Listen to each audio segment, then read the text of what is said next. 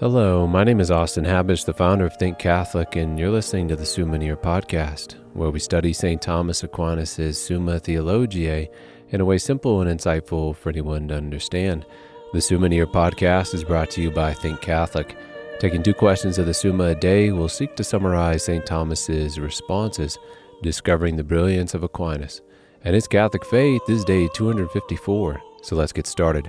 We're covering today questions 83 and 84 of the Tertia Pars, that is, of the rite of this sacrament and of the Sacrament of Penance.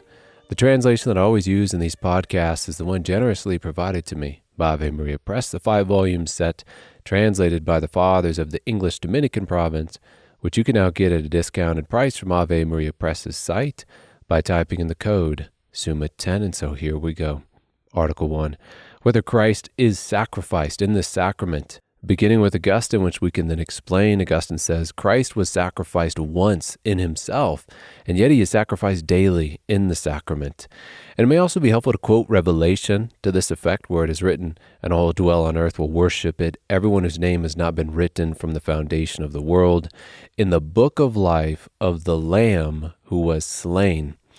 So the one sacrifice of Christ on Calvary, the Lamb that was slain at a particular time in a particular place in Jerusalem, is also cast, that one sacrifice is cast over all of human time in the sacrifices of old which foreshadowed it, and in the sacrament of the Eucharist today which represents it on the altar. Since on that altar, the Eucharist, which is the body and blood of Christ, is offered again in time by Christ through the priest to the Father. Thus, from the aspect of the celebration of the Mass, it is a true sacrifice, a true offering of Christ by Christ to the Father. It can also be viewed as a sacrifice from the aspect of its end, that the fruits of Christ's sacrifice, the grace won, advances grace in the recipients of the Eucharist and also advances the good of the entire world. Article 2, whether the time for celebrating this mystery has been properly determined, which is responded to briefly by Aquinas. He tells us, now since owing to our daily defects, we stand in daily need of the fruits of our Lord's passion, this sacrament is offered regularly every day in the church. Hence our Lord teaches us to pray, give us this day our daily bread. An explanation of which words Augustine says, if it be a daily bread, why do you take it once a year as the Greeks have the custom in the East? Receive it daily, that it may benefit you every day. But since our Lord's Passion was celebrated from the 3rd to the 9th hour, therefore the sacrament is solemnly celebrated by the Church in that part of the day. Article 3, whether the sacrament ought to be celebrated in a house and with sacred vessels. Very powerfully, St. Thomas argues the following: the Church's ordinances are Christ's own ordinances, as he said in Matthew 18:20, wherever 2 or 3 are gathered together in my name, there I am in the midst of them. We could also add what Jesus says to the apostles in Luke, he who hears you hears me. Therefore, since today, as in St. Thomas's day, the Eucharistic sacrifice is normally held in a church, normally with a consecrated altar, consecrated vessels, according to the custom of the church, it is fitting that it be done in such a way. And there is an incredible amount of additional text on this topic here, which I will leave the listener to if they're interested in going to the Summa to read more. Article 4, whether the words spoken in the sacrament are properly framed. In a sentence from St. Thomas, he writes, the consecration is accomplished by Christ's words only, but the other words must be added to dispose the people for receiving it. And then Aquinas goes step by step through the Mass, explaining all of the parts of the Mass, the rationale behind it. And for brevity's sake, since we have 16 articles in this episode, I will again allow the listener to go line by line with Aquinas in the Summa if they have interest. I would also recommend to those who are interested reading Justin Martyr, Apology 1 from 150 AD, who describes the Mass as well, and then to gain from both of them, for our non-Catholics or our Catholics, the apostolic nature of the Catholic liturgy as well as the reasoning behind each of its movements. But in response to our article, since the words of consecration are taken from Christ himself, and the rest of the Mass has come down through the tradition of the Church as approved by the Church for the reverence of the sacrament, the edification of the faithful, the words spoken in the sacrament are properly framed. Article 5, whether the actions performed in celebrating this sacrament are becoming. The individual movements in the Mass, everything from the washing of the priest's hands to the use of incense to making the sign of the cross, all of these are properly framed as coming by Christ through the authority of his church. And because as St. Thomas says, in the celebration of this mystery, some things are done in order to represent Christ's passion or the disposing of his mystical body. Some others are done which pertain to the devotion and reverence due to this sacrament. And again, a lot more text here to ruminate on if one is interested. Article 6, whether the defects occurring during the celebration of this sacrament can sufficiently be met by observing the Church's statutes. This article is concerned with what to do if a priest dies in the middle of the consecration, or he cannot remember if he had said the words of consecration, or if someone spills the consecrated blood of Christ and the like, all of which have in-depth responses to them here. But in response to our article, which asks, are the Church's statutes, rules, customs capable to face these possible scenarios? And Aquinas responds in the following words: just as God does not command an impossibility, so neither does the Church. Thus we can respond in the affirmative to our article. And with that, we move to question 84 of the Sacrament of Penance. Article 1, whether penance is a sacrament. As Jesus Christ said, as recorded at the end of the Gospel of John, he breathed on them and said, receive the Holy Spirit. If you forgive the sins of any, they are forgiven. If you retain the sins of any, they are retained.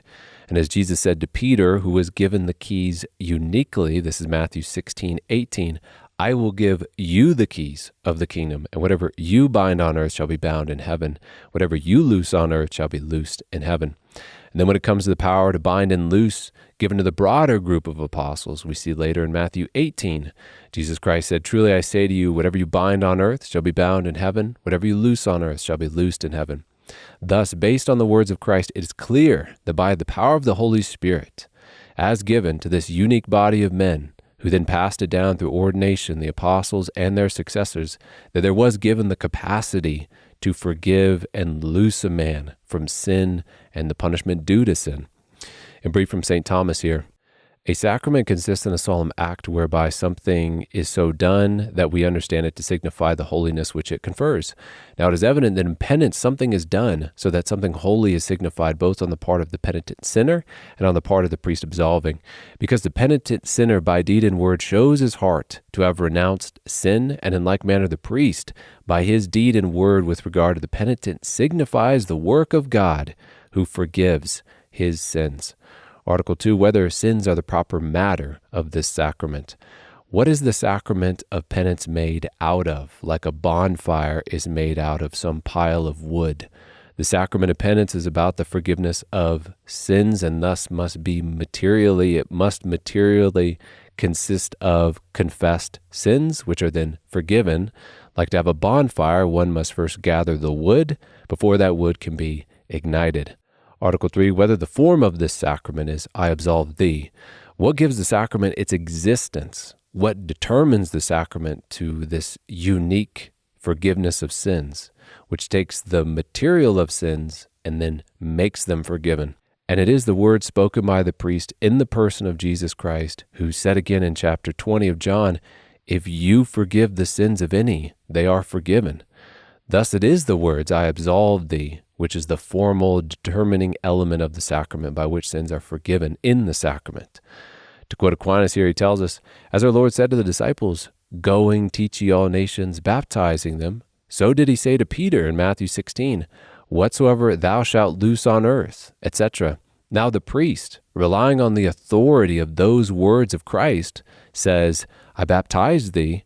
Therefore, in the same authority, he should say in the sacrament, I absolve thee.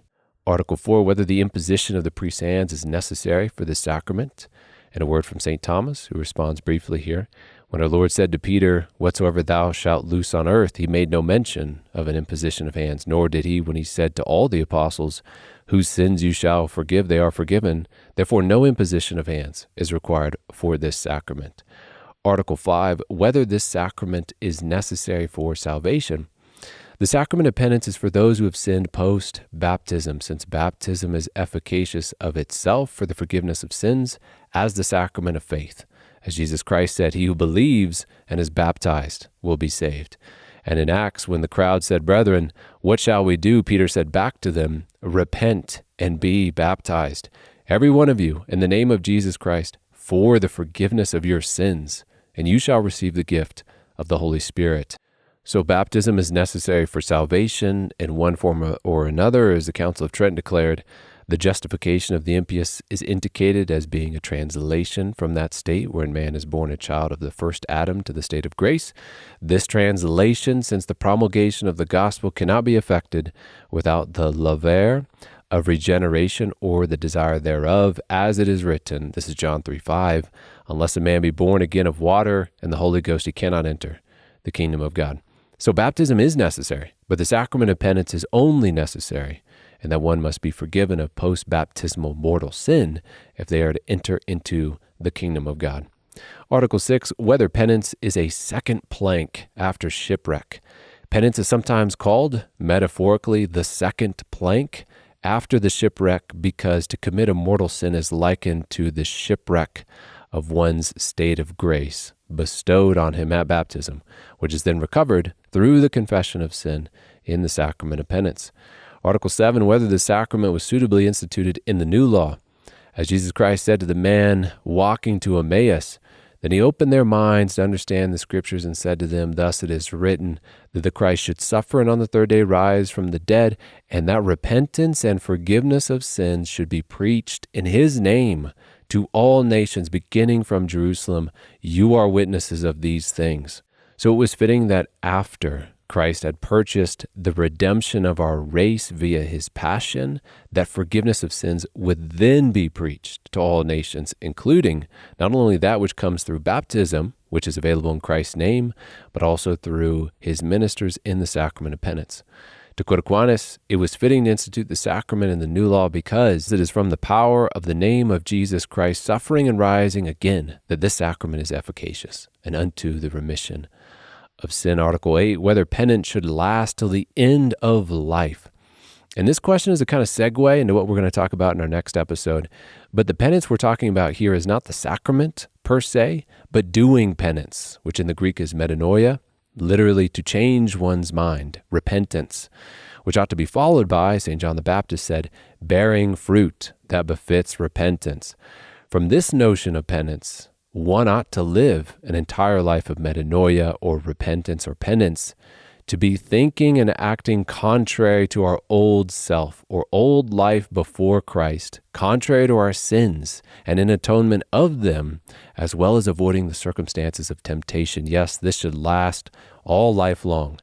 As Aquinas puts it, penance is twofold, internal and external. Internal penance is that whereby one grieves for a sin one has committed, and this penance should last until the end of life, because man should always be displeased at having sinned, for if he were pleased thereof, he would for this very reason fall into sin and lose the fruit of pardon.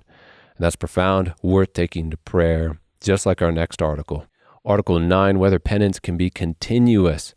As St. James tells us, this is chapter 4 from his letter, draw near to God, he will draw near to you. Cleanse your hands, you sinners, and purify your hearts, you double-minded. Be wretched and mourn and weep. Let your laughter be turned to mourning, your joy to gloom. Humble yourselves before the Lord, and he will exalt you. This article is another tough pill to swallow. But first of all, one cannot have a mind of penance and bear the fruits of penance while he is asleep or surely undertaking other tasks that may occupy him. So in this way, penance cannot be continuous, but he should have the habitual disposition of repentance continually, which looks like the following according to St. Thomas. A man is said to repent habitually, and thus he should repent continually, both by never doing anything contrary to penance, so as to destroy the habitual disposition of the penitent, and by being resolved that his past sin should always be displeasing to him. Yet as a cautionary note, such sorrow should be moderate. We cannot allow ourselves to fall into despair. That would be a sin as well. Yet we shouldn't cast off this disposition to penance, repentance continually, for then it would leave us susceptible to sin, in danger of losing the fruit of pardon, as Aquinas has said already. Article 10 in our last article, whether the sacrament of penance may be repeated. And we definitely hope so. The sacrament is medicinal, and by not imprinting a sacramental character on man like baptism, confirmation, or holy orders, it seems most fitting that it would be repeatable. Such is also in keeping with the mercy of God, who, as it says in 1 Timothy 2:4, desires all men to be saved and come to the knowledge of the truth. Or as it is said in Lamentations, which was a favorite book of the Carthusians. When I was a Carthusian, a personal favorite as well, it is written, "The steadfast love of the Lord never ceases. His mercies never come to an end. They are new every morning. Great is your faithfulness." God's mercies are never spent, according to God, who has revealed this mercy to us. And thus, according to the teaching of the Church, one can approach the sacrament of penance as needed for the forgiveness of sins. To give our last word in this episode to Aquinas, he tells us, baptism derives its power from Christ's passion as a spiritual regeneration, with a spiritual death of a previous life. Now it is appointed unto man to die once, that's Hebrews chapter 9, and to be born once. Therefore man should be baptized but once. On the other hand, penance derives its power from Christ's passion as a spiritual medicine, which can be repeated frequently. We have just finished covering questions 83 and 84 of the Tertia Pars, that is, of the rite of this sacrament and of the sacrament of penance. My name is Austin Habish with Think Catholic, and I cannot wait to see you tomorrow